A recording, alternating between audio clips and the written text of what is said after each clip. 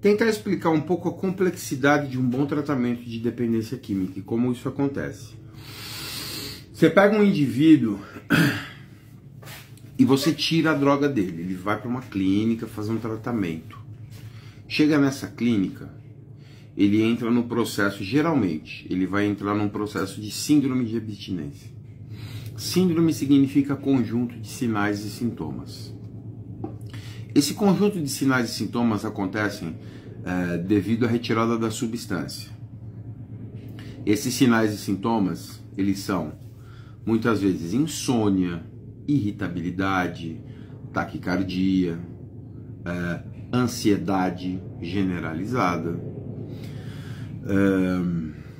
falta de apetite, convulsões, oscilações bruscas de humor.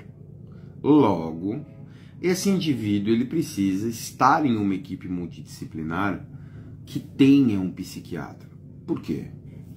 Porque esses fatores que eu citei agora são fatores do corpo, do organismo, que vão precisar de abordagem farmacológica. Só que o negócio fica muito sério e complicado. E precisa ser perito, precisa ser expert para conseguir lidar com isso. O médico vai prescrever um remédio para ansiedade. Em seguida, o médico vai prescrever um remédio para insônia. O médico vai prescrever um remédio para prevenir convulsões, porque pode acontecer durante a síndrome de abstinência. Aí o médico vai entrar com vitamina B12, principalmente se for alcoolista, para que esse indivíduo volte a se alimentar. Aí, o que vai acontecer em seguida? O médico vai prescrever alguma medicação para estabilização do humor. Certo? Esse bando de medicação já. Aí o médico responsável vai fazer o quê? Vai prescrever um protetor gástrico, um hepatoprotetor, porque todas essas medicações elas vão sobrecarregar os rins e o fígado e o estômago. Vão sim. Então, nesse momento, o indivíduo, estamos falando de uma dependência grave, né? Mais elevada já. Esse indivíduo vai estar tomando o quê? Uns 8, 10 comprimidos por dia. Beleza? Beleza. Então, vamos lá. Mas esse indivíduo agora passaram-se aí 45 dias. Esse indivíduo apresentou evolução. Teve uma boa evolução no seu quadro geral. Então, o que o médico vai fazer? Vai desmamando essas medicações. Só que no meio do caminho, o que pode acontecer? Esse indivíduo ele vai aumentar o consumo, se for fumante, vai aumentar o consumo de cigarro, vai fumar o dobro. Aí o médico vai fazer o quê? Vai chegar e vai inserir alguma medicação para tentar ajudar esse indivíduo a parar de fumar ou reduzir, ou a parar, né? De fumar cigarro. Aí começam alguns erros. Algumas pessoas pensam que bupropiona é um medicamento para parar de fumar. Não, bupropiona não é medicamento para parar de fumar. Bupropiona ele tem a finalidade de reduzir a ansiedade e ele pode ser um coadjuvante para o tratamento do tabagismo, mas ele não é uma medicação que vai te fazer pegar nojo ou aversão do tabaco. Não vai. Quem ensina isso está ensinando errado. Não é verdade. Ele pode exercer um efeito, mas ele vai trazer muito mais efeito colateral do que esse efeito contra o tabagismo. Nesse momento, o indivíduo começa a passar pelo desmame. Quando ele começa a ser desmamado das medicações, alguns padrões podem reaparecer. Ele pode voltar a não dormir, ele pode voltar a não se alimentar, se ele apresentar algum dano cognitivo mais grave, né, mais acentuado, ele pode voltar a apresentar alucinações.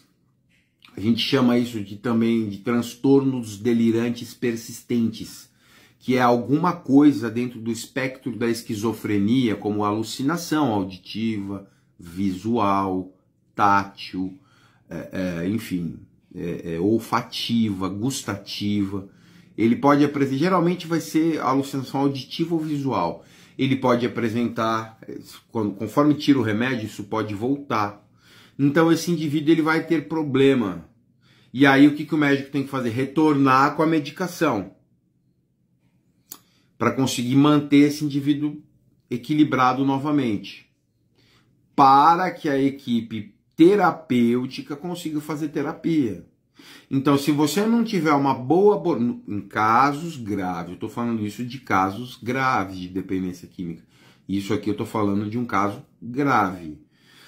Para que a equipe multidisciplinar, psicoterapeuta, psicóloga, conselheiros especializados em dependência química possam trabalhar com esse indivíduo, ele precisa estar com a sua bioquímica cerebral equilibrada através da farmacologia, através da abordagem do psiquiatra, para que os psicoterapeutas, os especialistas em dependência química, possam fazer o trabalho de psicoeducação, onde esse indivíduo ele tem que aprender tudo sobre a doença dele.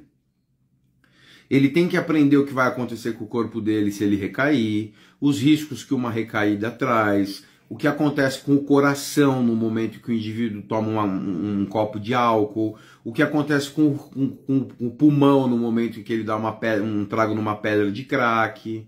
Então é necessário que o processo terapêutico seja polivalente, porque um tratamento meia boca não vai surtir nada. Então, entendam de uma vez por todas, a parte mais fácil da dependência química, do tratamento, e quem está falando isso é alguém que trata isso. Eu trato dependência química, o chumbo grosso, eu trato o chumbo grosso da dependência química.